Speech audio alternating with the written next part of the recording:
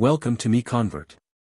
In this tutorial, I will show you how to convert STL files to RBXL format, completely free and online.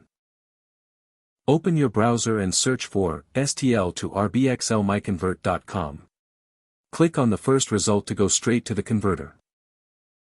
You are now on the STL to RBXL converter page. The interface is clean and easy to use. Let's upload a file. Click the Choose File button. A file picker will open. Select the STL file you want to convert, then click Open. Your file is loaded and ready. You can see the file name, size, and destination format.